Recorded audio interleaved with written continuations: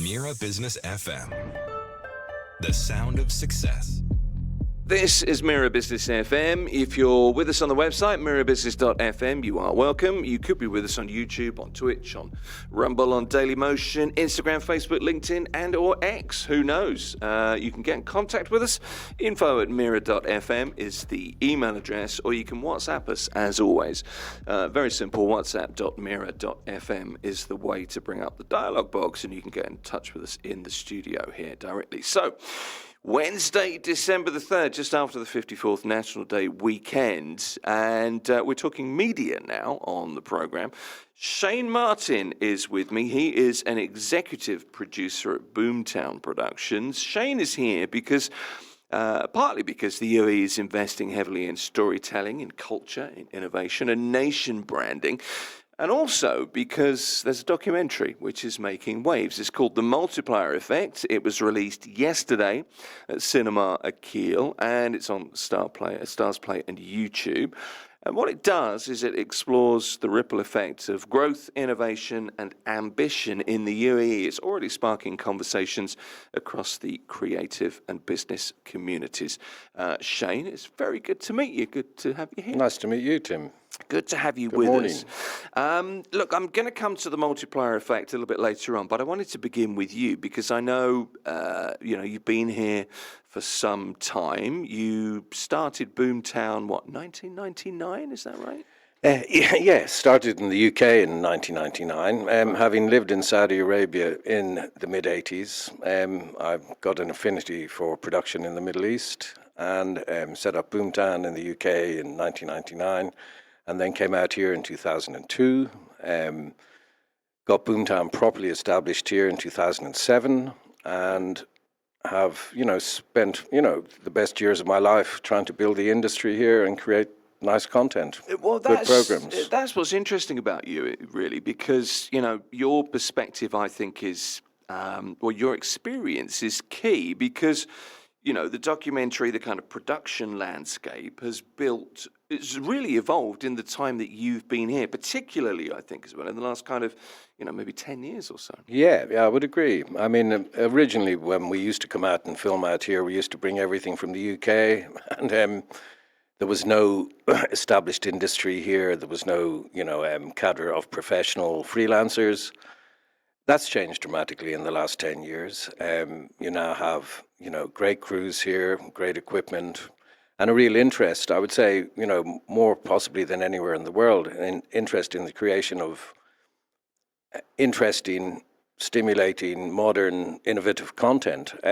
So it's, I would say, of all the markets in the world, it's probably the fastest growing by my knowledge in terms of, media in all of its forms, content in all of its forms. There's so much content now as well, but there's this kind of growing interest, isn't there? Particularly, with the success of, I guess, Dubai is a tourist destination, the UAE is a tourist destination, and there just aren't enough stories coming from this region. But I kind of think that's changing. Yeah, we would like to think so. I think that there's so many stories happening in the region, and it's time that that the stories from this region got out there. I think it's not just tourism, it's like economic activity in a general way, and urban growth. And I mean, Dubai's, more than doubled in size, since I came here, and I think is growing exponentially, monthly, by some phenomenal amount of people. I don't know, what did I read recently? It was like 7,000, 8,000 people in the last month. Something like 600 people a day coming to live in Dubai. And that's not to mention Abu Dhabi, which is also growing at a phenomenal rate. And it's a story that the world needs to hear, I think. Or maybe needs to hear not so much in the sort of glossy PR Dubai blingy way, but needs to hear a bit more in the human, authentic way. I mean, that's your way, isn't it, I suppose? I just think there are so many stories to tell from this region. And you're right, we have crossed, 4 million population in Dubai very recently. Abu Dhabi crossed 4 million this year as well. And, with the projections, the figures are staggering. So where we're going is going to be really important, hence lots of stories to tell. So you're well placed. I mean, we're here a similar length of time. I came to Dubai in 1999. So, I've seen lots of change. Loads of stories to tell from this region. The UAE, as you've mentioned, is a pretty good place to work from. It's very media friendly, I guess.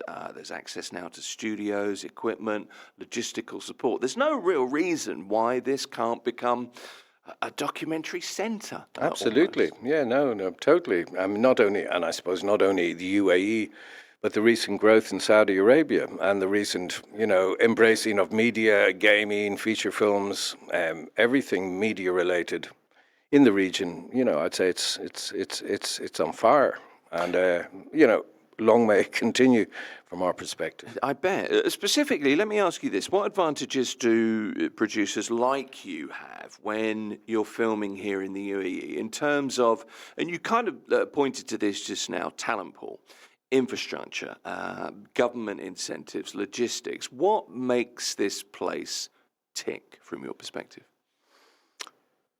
All of the above.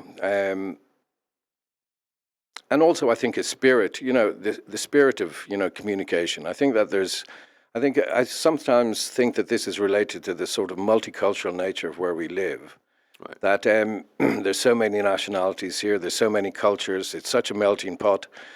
And yet everybody, wants to hear everybody else's story. And it's, you've got the Indian community, the Emirati community, the European expat community, more and more the South African community, the Russian community, the Ukrainian.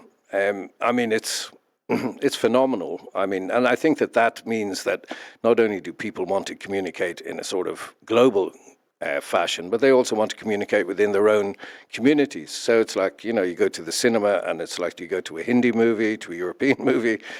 It's, the place is, awash in cultural variation, which I think plays a lot into the need for creativity and communication, across the board. It's this thing. It's what we do with our kids. It's what we do with each other, and we spend our lives. And I think this is it's never really touched on enough. But effectively, what we're doing at the moment is telling a story. We're going to be telling the story of the Multiplier Effect. When my kids were little, it was all about telling them stories. When we're at lunch together, we're telling each other stories. And it's just this thing that those are the things that connects us, I think. And I wonder if we give that enough credit in daily lives. We're very busy chasing money. We should sit and talk to one another more, Shane. Yeah, shouldn't we? I can only agree. I can only agree.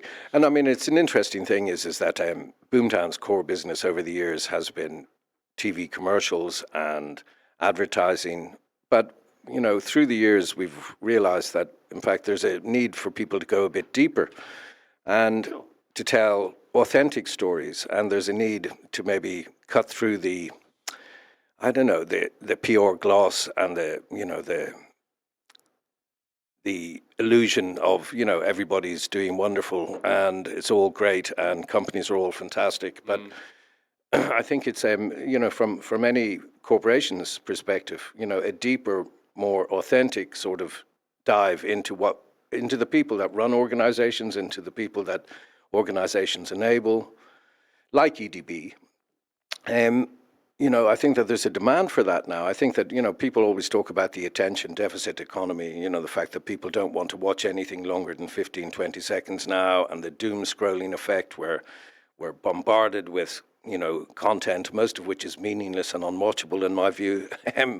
So that, that people, I think, are hungry for, more authentic storytelling, and they're hungry for more authentic people that they can relate to. And like you say, stories is what humanity is all about, and it's what communications is all about. And it's what like you say, we do need to talk more and maybe listen more. And I think that makes, makes fertile ground for longer form filmmaking, which, has been getting, I suppose in some ways, getting a bad press with, the birth of the 15, 20 second attention span economy. Well, I wonder about that because I don't know, podcasts are around what?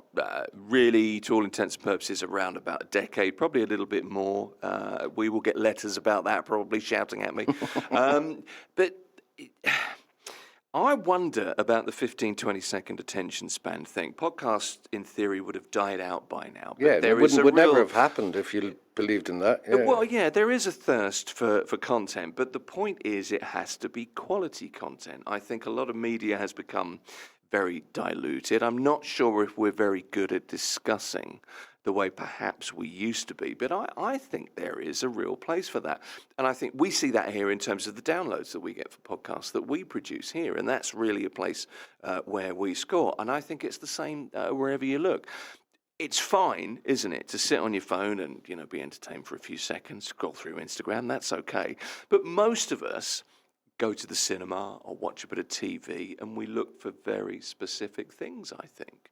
So I'm a little bit skeptical over, you know, people calling, you know, media for the death of media because we don't want long-form content. I'm not sure that's the truth. Yeah, me neither. Me neither. I think it's, you know, easily proven, you know, with the fact that, you know, while they say that Gen Z, for instance, won't watch anything longer than 15, 20 seconds, and yet you get these, you know, kids binge watching Netflix and, you know, Apple and Stars Play and, you know, those sort of series where people will sit down and dedicate an entire night, noon and morning to watching things. So I don't think it's about attention span. I do think it's about quality, and it's about, you know, obviously speaking or touching something that people are interested in.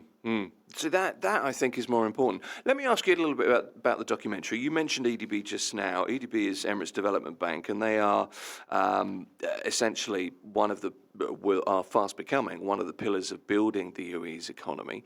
That's very simply put. I know they have contributed greatly to the multiplier effect, but just let's run through the documentary. It was released yesterday, coinciding with National Day, of course. What's it about? What's it about? It's well, the multiplier effect, as the name would imply, is about, you know, the fact that every dirham, you know, put into the economy becomes multiple dirhams. Right. And I think that Emirates Development Bank and, you know, they're very much into this Make It in the Emirates initiative, which is all, you know, an initiative of the Ministry of Industry and Advanced Technology, which is all about trying to make sure that the UAE economy thrives and that the people within the UAE, any money that's invested stays within the UAE, and that the UAE becomes more economically independent, less reliant on imports and less reliant on money going out of the country, and trying to make sure that every penny within the country stays here, or not every penny, but every dirham invested within the country, you know, generates more economic activity, generates more dirhams, and, you know, therefore helps the economy to thrive. So that's the essential principle underpinning the idea of the multiplier effect, the documentary that we've just released, or that's just been released. I think this was very much an initiative of His Highness Ahmed Al Nahbi, who is who's the CEO of Emirates Development Bank, a very articulate and intelligent man who seems to understand the difference between corporate flag waving and documentary filmmaking. And he was very supportive, along with, the initiative was put together with advertising agency Living Room here and their creative director, Seyon Vela, who had the idea to make a deep dive documentary into the stories behind the enterprises that EDB have backed. So we did a deep dive into, they have enabled multiple enterprises, multiple businesses, large, small, medium, and they have multiple pillars that they get behind and invest in. So we did a deep dive with Ashni Lakhani, who directed the documentary, and Bruce MacDonald, my colleague, who's the executive producer of the documentary. And they dug deep to find interesting subjects. And the three people that feature in this documentary, one is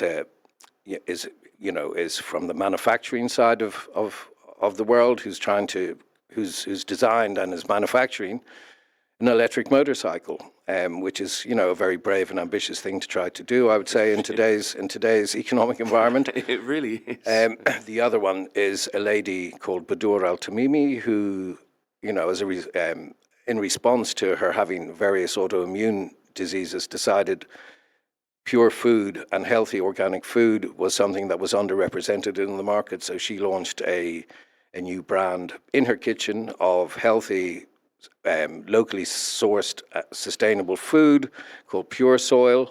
And the third enterprise was in the healthcare world, where a hospital, a Sharjah-based hospital, has developed various new innovative surgical techniques which have helped to save lives, particularly in the world of cancer operations. Okay. And so EDB has got behind all three of those enterprises, and we, in making the film, decided to try to dig into their stories, their motivations, why and how these people managed to drive their enterprises and their startups forward with the help of EDB.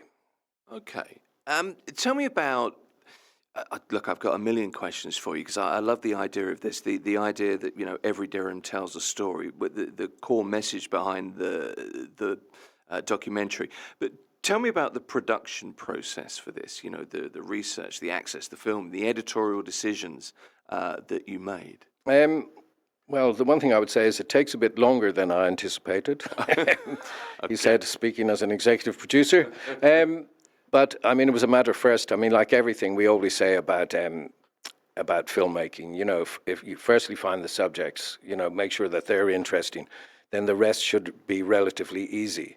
So I think over 2 months or so, we went through multiple enterprises that EDB are supporting, and identified the ones that we thought were the most interesting stories. This was very much the job of Ashni Lakhani, the director, who's got a journalistic background and was able to dive deeply into all these different. I mean, they spoke to a lot of people to identify the stories to follow.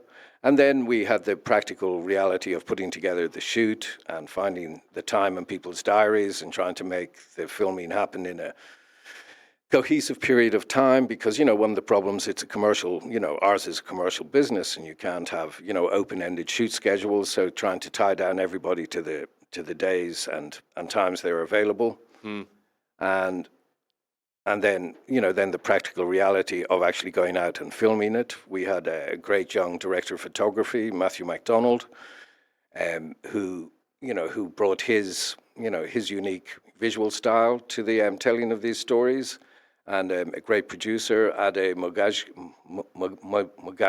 I think is how you pronounce his surname. And, they worked very hard to put these schedules together, then get out there and film it with a small team. You know what I mean? This was what we would call, small-scale filmmaking, small, intimate, agile, can move fast, cover multiple locations quickly. And that's an essential thing when making documentaries, because particularly with this style of documentary where it's not scripted. So you have to be ready, on the ball, and hopefully capture, the magical moments that, when cut together in an interesting way, will make for compulsive viewing. Do you know, I've just realised I don't often talk about documentaries, not because I'm not interested in documentaries, but because we don't have many documentaries made here, I think. I think it's really as simple as that.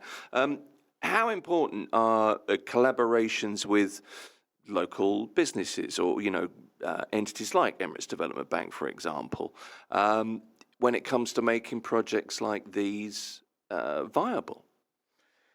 I would say that there's two ways of looking at that. I mean, when you're trying to interact with other companies and use their facilities to make films, they tend to be quite resistant.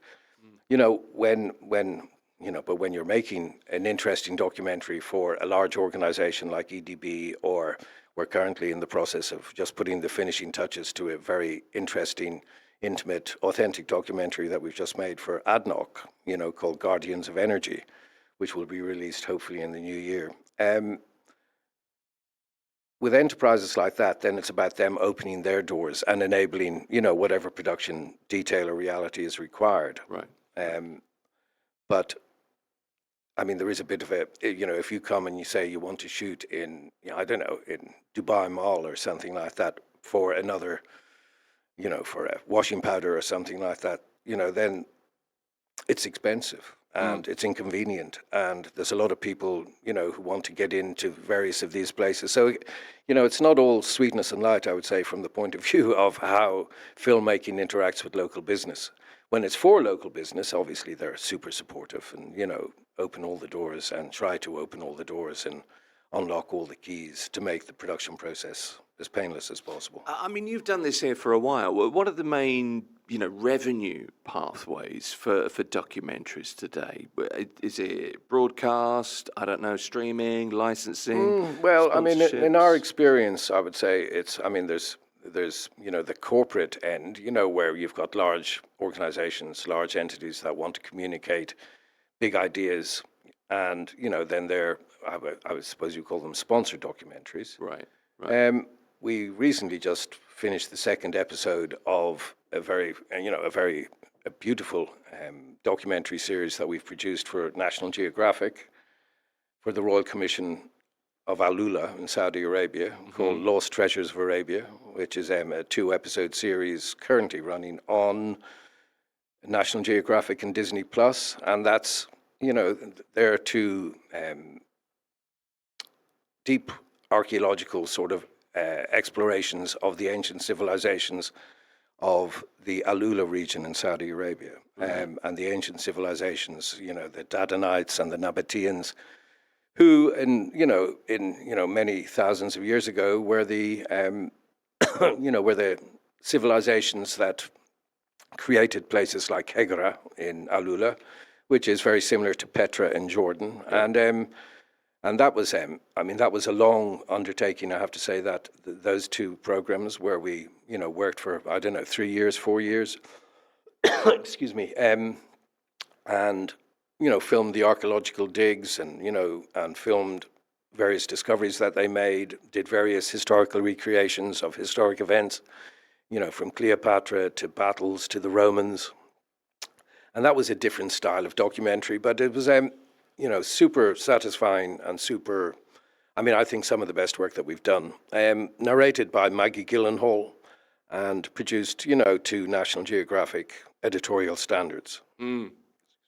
Fascinating stories. So they are. We'll get you some water in as well. How are platforms like Stars Play and YouTube, how have they changed the economics distribution for UAE-based productions? What kind of effect have they had? Well, I think like they have on, the world's broadcasting or the world's viewing habits in general. I mean, their effect has been, enormous. Particularly, I'd say YouTube, which has become a very valid platform, easy to access and easy to monetize from the point of view of the producer. Yeah. Not that we're in the business of actually monetizing content. We're more in the business of being commissioned to create content. But I know that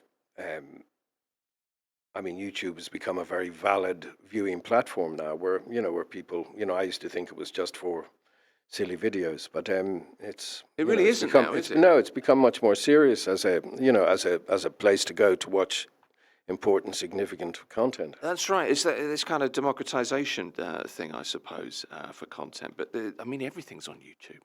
Everything possible is on YouTube at some point. You're well placed, I think, to discuss most sides of production here in the UAE, from certainly in terms of the documentary space, if you like. But if anybody watching this or listening to this is thinking, I'm thinking of my son, particularly in the back of my mind, who is a media student in Scotland at the moment, but this is one of the things that would interest him.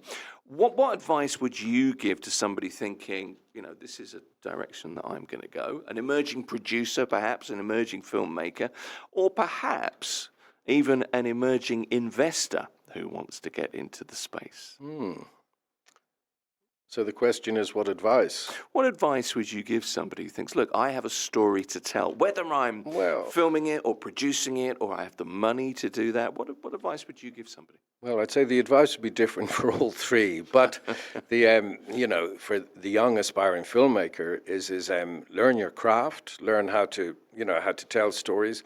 I think that there's been, and this is very much an old man sort of thing to say, but I think there's been a great um, I think the craft of filmmaking has been ignored in many ways, and you see a lot of what I would consider to be shoddily produced and shoddily shot material.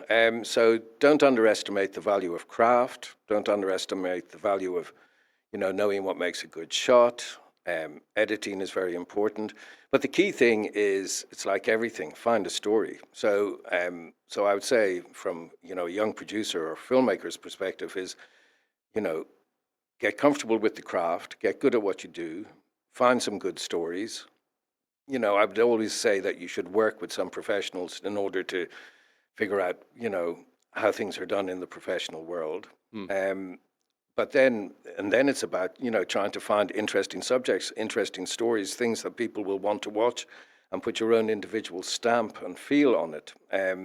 And your own, and there's a million and one different sorts of content, obviously, and different sorts of filmmaking and different styles. But if you're talking about the documentary world, I would say it's very much finding interesting subjects, things that people are interested in hearing about, stories that that people want to hear and that need to be told. And there's obviously so much great subject matter available in the world of journalism. There's so many, I think that that's one of the things that I've noticed, and one of the reasons why perhaps documentary filmmaking is going to enjoy a major comeback is the collapse of mainstream journalism. Or when I say the collapse, the sort of where it's become less important, where people don't, I'm very, look at the BBC first thing in the morning. You know what I mean? I'm, come from that school.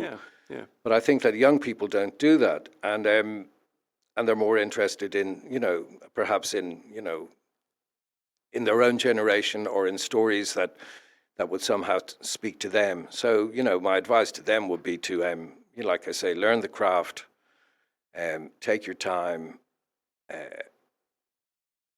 find good stories.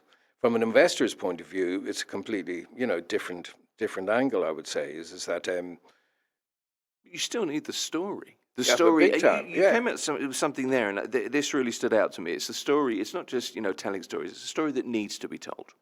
yeah. So there is a relevance. There's something that in that story that is either important or relates in a very specific way, maybe at a point in time or to a particular demographic or to a particular audience in a city like Dubai, whatever it might be. But it's that story needs to be out there. That it should be out there. Almost so that it deserves to be out there. Yes, yeah, and I think authentic, authenticity, is vital. People are always interested in people. It's sort of just jumping tracks for a moment. Like the recent growth in AI filmmaking, and Yes. the current obsession with everybody thinking AI is going to solve every filmmaking problem that ever existed. Obviously we don't believe that, and I think on a very fundamental level that people are interested in people, and AI will never recreate people. It'll recreate very good approximation of people, but it's not going to the unique nature of human communication. And I look at you, your eyes, your pupils dilate. You know what I mean? We're in this sort of communication dance all the time with other people when we communicate. So I think that that's something that authentic documentary filmmaking, will maintain, because I think that that's what people are interested in. I think what I'd call AI slop sort of throwaway commercials, that will become a thing. But you know what I mean? I think that everybody will be scrolling past them, and I don't know. Obviously, I don't want real filmmaking to die. I think that what we're doing is trying to embrace AI as a tool for production, as something to enable, certainly the post-production process, and you make that easier and make that faster and cheaper to achieve. But when it comes to engaging human stories, I don't think AI is ever going to take that away from us. No. So we're very keen on the idea of promoting authentic, engaging, human filmmaking, storytelling. It's a good thing to hear. Final question for you. I say final, I'll probably think of something else to Okay. ask you because I am fascinated. But just very particular to the UAE, and I guess to this region as well. You've mentioned, obviously, working in Saudi Arabia, the documentary, the two-parter for National Geographic. But what kinds of stories do you think the UAE might become known for telling? Is there a particular genre? Is there a particular style over the next few years as this industry grows? Because, it looks like it's going to keep growing. Yeah. No, it's one thing I would say is what I hope it doesn't become known for is, the likes of Dubai Bling and Housewives of Dubai and, Dubai and the UAE being perceived as this country full of, rich millionaires with vacuous, habits, driving pink Rolls Royces, because that's not the UAE that I know. Because, the UAE that I know is full of quite normal, ordinary people, growing their families, building their lives, growing their businesses, living, healthy, active, interesting lives. Do you know, Shane, I didn't realise I was going to say this today, and I will check myself in a moment, but there is a place for, the real estate investment shows that you see. And there is a place for the Dubai Bling shows and the Housewives of, I don't know, Mira, or whatever that show is called. I've not seen it, but, and I get that and I understand that. But I think you make a really good point there in that, to me and to you, obviously, there's a lot more. Lots of life is very mundane, but there are so many stories to tell because we've got this huge difference in cultures, the way the community works together, the way Dubai has grown. I'm just picking things out of the air, but there is a lot more to tell, as you say. Yes. Particularly culturally, I think. And there's so much to tell within, Emirati culture also. Yes. One of the films that I'm most proud of is we made a documentary about the Al Dhafra Camel Festival called Al Malika, the Queen, which we made 15 years ago or so, well, 10 years ago, and it's all about the camel beauty pageant that takes place in Al Dhafra. Yeah, okay. And this is fascinating, where they, where camel breeders from throughout the region, from Saudi, from Oman, from Bahrain, from Qatar, and from the UAE all come together and have a festival of camels where they award the most beautiful 20, 50 single camels, and and Al Malika, the queen who won the competition, is a camel that's worth multi-million dollars. And anyway, it's a fascinating documentary, which I know is now in the Abu Dhabi National Archive, which at the time won the best documentary at the Abu Dhabi Film Festival at the time, which is sadly no more. And that was a story that was inspired by a director friend of mine who, we just made a series of commercials to launch Abu Dhabi tourism back in 2009. And we were looking for interesting stories, and this is before Abu Dhabi, had become the tourist giant that it is today. And he was sitting in his dentist in London, and he picked up a National Geographic magazine and saw this camel beauty pageant, and he called me and said, "Shane, we got to do a film about this."